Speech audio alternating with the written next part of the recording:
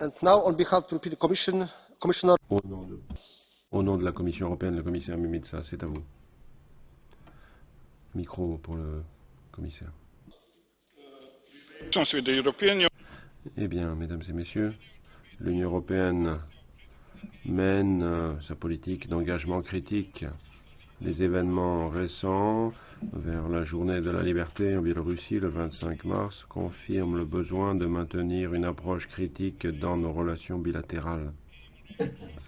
En réaction, les déclarations visant le fait que, en dépit des appels de la communauté internationale à de la modération, en fait, on a détenu un grand nombre de manifestants pacifiques le 25 mars et cela a été fait sans discrimination et de manière inappropriée. Ainsi, nous avons noté que de telles limites à la liberté d'expression et de réunion contredisent la politique explicite de la Biélorussie de démocratisation et ses engagements internationaux. Nous avons appelé la libération immédiate de tous détenus récemment, notamment les citoyens pacifiques. La Biélorussie a agi positivement ces dernières années. Cela inclut la participation proactive de la Biélorussie dans le partenariat oriental et dans la phase transitoire de modernisation. La reprise du dialogue UE-Biélorussie sur le droit de l'homme, le lancement de négociations sur la facilitation de visas et les accords de réadmission et sur un partenariat de mobilité.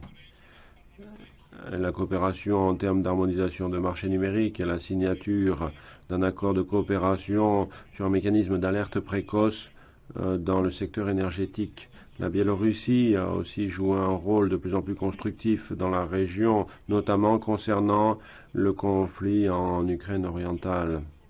Après considération attentive et avec l'appui des États membres, y compris les chefs de mission locaux à Minsk et des suites des discussions au comité politique et de sécurité, on a décidé de organiser la rencontre de coordination en Biélorussie UE du 3 et 4 avril. C'était une opportunité d'envoyer un message fort et clair aux interlocuteurs biélorusses au niveau approprié. Une session spécifique de la rencontre a été consacrée aux droits de l'homme et aux libertés politiques. C'est exactement ce que l'on entend par engagement critique. Des formats comme le groupe de coordination et le dialogue annuel des droits de l'homme nous permettent de réitérer nos engagements envers un avenir en Biélorussie prospère et libre au bénéfice de sa population. Il y a d'autres sujets qui sont extrêmement importants pour la société civile qui ont été discutés lors de la rencontre, y compris la mobilité, les contacts personne-personne, l'éducation et la sécurité sociale. L'Union européenne a aussi soulevé des questions liées à l'enregistrement des partis politiques et aussi la remise à niveau des droits civils et politiques d'anciens prisonniers politiques. Ensuite, des réunions séparées ont eu lieu avec des militants biélorusses de droits de l'homme, représentants de la société civile et des membres de mouvements d'opposition politique. L'Union européenne soulèvera aussi ces questions lors du prochain dialogue droits de l'homme qui doit avoir lieu avant l'été. Tel que dit dans les conclusions du Conseil du 15 février 2016, l'Union européenne est ouverte à un développement des relations UE-Biélorusse et pour renforcer la coopération sectorielle et les relations politiques dans le contexte approprié.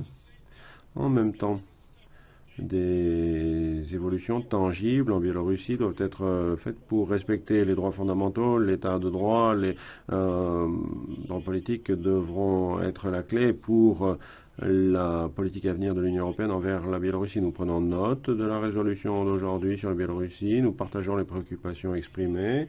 Nous allons poursuivre l'observation à la loupe de la Biélorussie concernant la liberté d'expression, la liberté de réunion et la liberté d'association lorsque nous allons travailler pour développer notre politique. Merci.